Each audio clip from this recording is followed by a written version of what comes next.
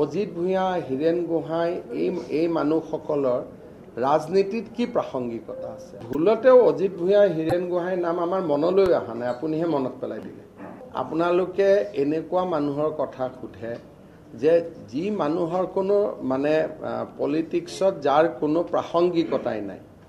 অজিত ভূঞা, হীৰেণ গোহাঁই এই মানুহসকলৰ ৰাজনীতিত কি প্ৰাসংগিকতা আছে? মইতো আজিলৈকে অসমত 2001 চনৰ পৰা ৰাজনীতি কৰিছোঁ। ইলেকশ্যনত যে তেওঁলোকৰ কথা মনত পেলাবও লাগে তাৰতো মই আজিলৈকে কোনো মই দেখা নাই। সাহিত্যিক ক্ষেত্ৰত বেলেগ কথা, সাংবাদিক ক্ষেত্ৰত বেলেগ কথা। ৰাজনীতিত ডক্টৰ হীৰেণ গোহাঁই, অজিত ভূঞা তেওঁলোকৰতো প্ৰাসংগিকতাটো আজিলৈকে আমি কোনেও দেখাও নাই। গতিকে বিজেপিৰ চিন্তা চৰ্চাত আমি তেওঁলোকৰ নাম কেতিয়াও নাপাতো, আলোচনাও নকৰোঁ। এতিয়া যে দুদিন থাকিলোঁ, আমি দুদিনত ভুলতেও অজিত ভূঞা, হীৰেণ গোহাঁইৰ নাম আমাৰ মনলৈ অহা নাই, আপুনিহে মনত পেলাই দিলে।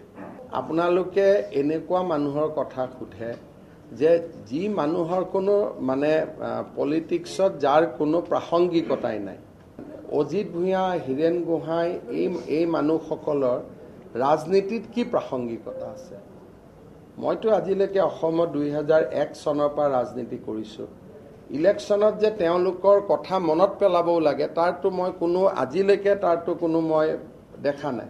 সাহিত্যিক ক্ষেত্ৰত বেলেগ কথা, সাংবাদিক ক্ষেত্ৰত বেলেগ কথা। ৰাজনীতিত ডক্টৰ হীৰেণ গোহাঁই, অজিত ভূঞা তেওঁলোকৰতো প্ৰাসংগিকতাটো আজিলৈকে আমি কোনেও দেখাও নাই। গতিকে বিজেপিৰ চিন্তা চৰ্চাত আমি তেওঁলোকৰ নাম কেতিয়াও নাপাতো, আলোচনাও নকৰোঁ। এতিয়া যে দুদিন থাকিলোঁ, আমি দুদিনত ভুলতেও অজিত ভূঞা, হীৰেণ গোহাঁইৰ নাম আমাৰ মনলৈ অহা নাই, আপুনিহে মনত পেলাই দিলে। আপোনালোকে এনেকুৱা মানুহৰ কথা সোধে যে যি মানুহৰ কোনো পলিটিক্সত যাৰ কোনো প্ৰাসংগিকতাই নাই।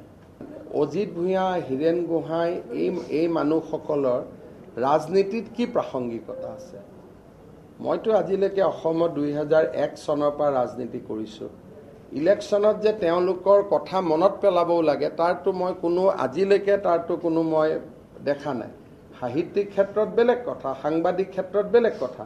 ৰাজনীতিত ডক্টৰ হীৰেণ গোহাঁই, অজিত ভূঞা তেওঁলোকৰতো প্ৰাসংগিকতাটো আজিলৈকে আমি কোনেও দেখাও নাই। গতিকে বিজেপিৰ চিন্তা চৰ্চাত আমি তেওঁলোকৰ নাম কেতিয়াও নাপাতো, আলোচনাও নকৰোঁ।